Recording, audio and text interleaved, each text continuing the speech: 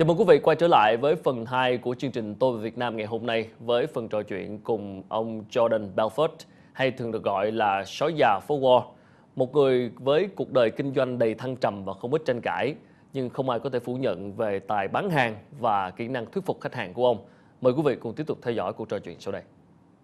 You had quite of a life back then. You went up to the top, you went down to the bottom. I mean, looking back at the whole journey, what were some of the biggest lessons in terms of being an entrepreneur? Well, one of the biggest lessons is what I just said, is that, when I say you don't want to be selling things that aren't the best, I've made that mistake where I sacrificed quality. I grew so fast that I couldn't come up with any more good companies, good stocks, so the quality started to drop. So I think that's one crucial lesson, is that at the heart of all business success, it's about delivering value, learning how to make money, how to monetize value.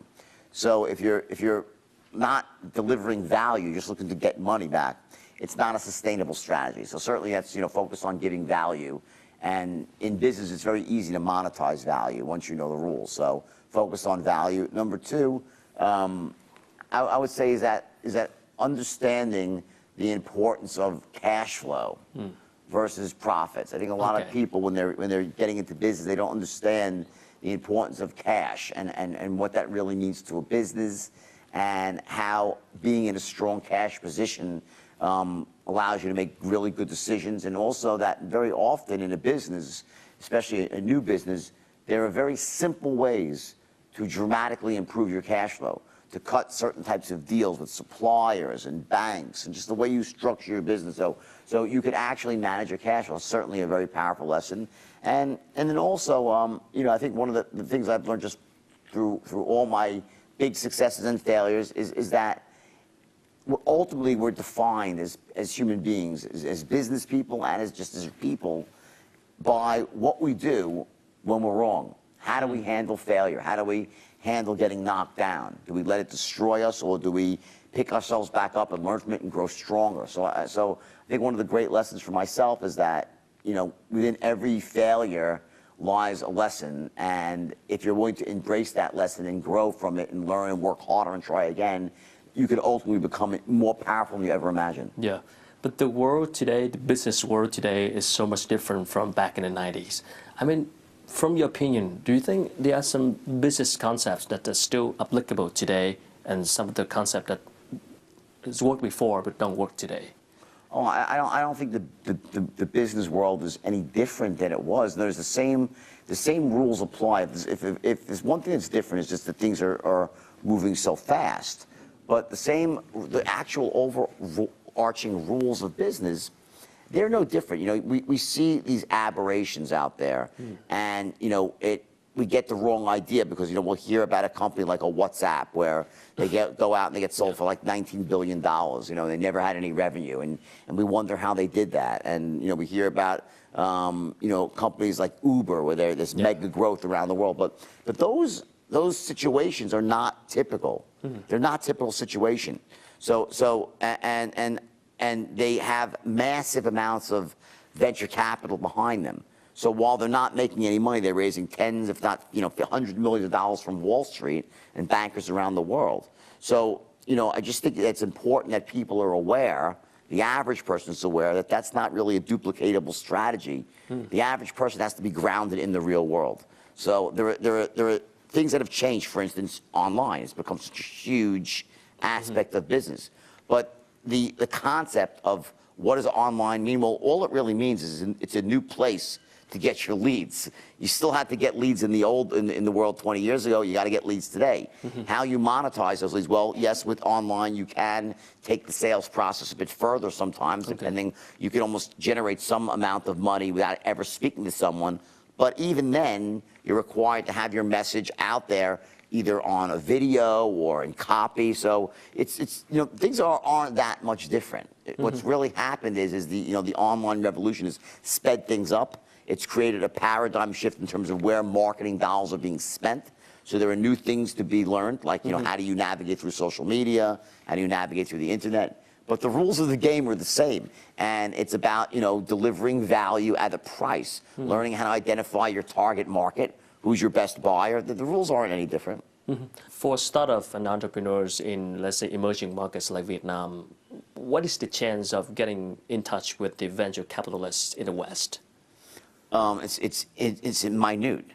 I don't think that's the strategy that people should be looking to actually to do in the beginning. Okay. In other words, if you're in Vietnam and you're looking to ultimately get to some Western bankers to raise big money, I think that there's things that have to come before that. Okay. So there's going to be some angel investors at a lower level that are actually getting you to a point where you have significant traction, where you have a proof of concept, where you actually have an operating business.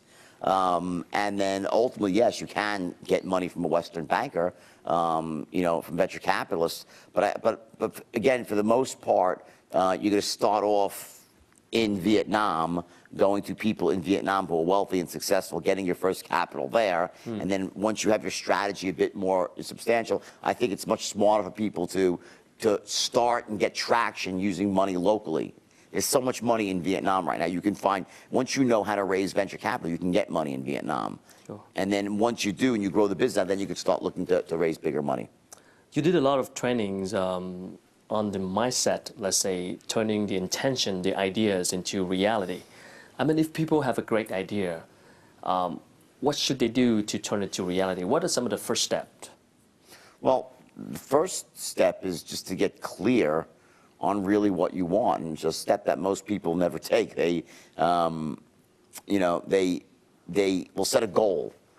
And a goal is very different than having a fully integrated vision where you can really see what the business looks like, what your life will look like in 5 years from now, and why. So to really, you know, to insinuate yourself, to get that vision so clear, because that serves as your target. And without that, it's very, very hard to see. So that's certainly one crucial aspect of getting started, is having that vision for the future. And then the second aspect is learning how to share that vision with other people, because you're going to need other people on your team. This is where the communication skills start coming into play. Whether it's going to be to hire key employees, to get people to want to buy into your vision, whether it's be for raising money, right?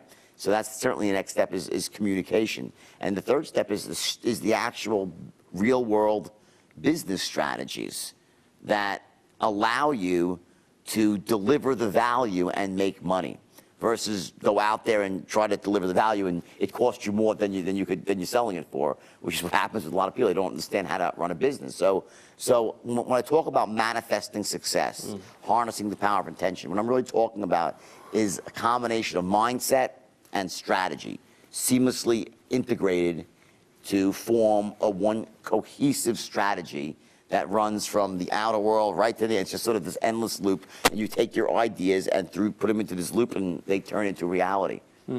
For an entrepreneur, how do they look for good opportunities?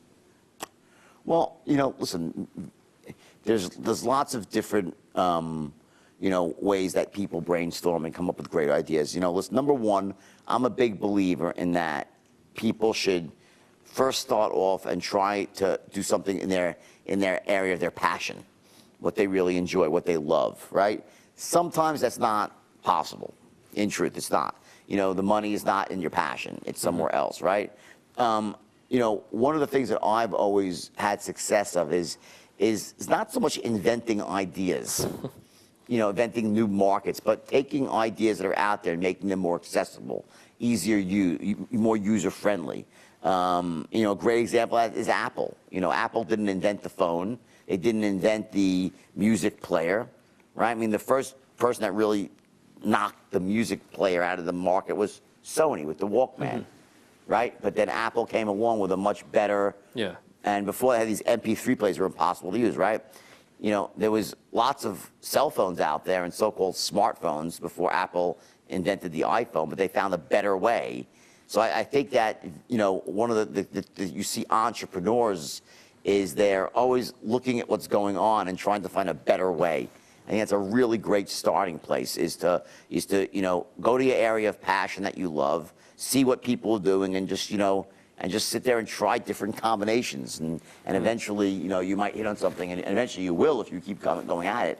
And then it's about running your strategies for manifesting the ideas you have. Những chia sẻ vừa rồi của Jordan Belfort Sói già phố Wall cũng đã khép lại phần 2 của chương trình Tôi về Việt Nam trên kênh FBNC. Quý vị có thể xem lại chương trình trên website fbnc.vn hoặc là facebook.com/Tôi về Việt Nam.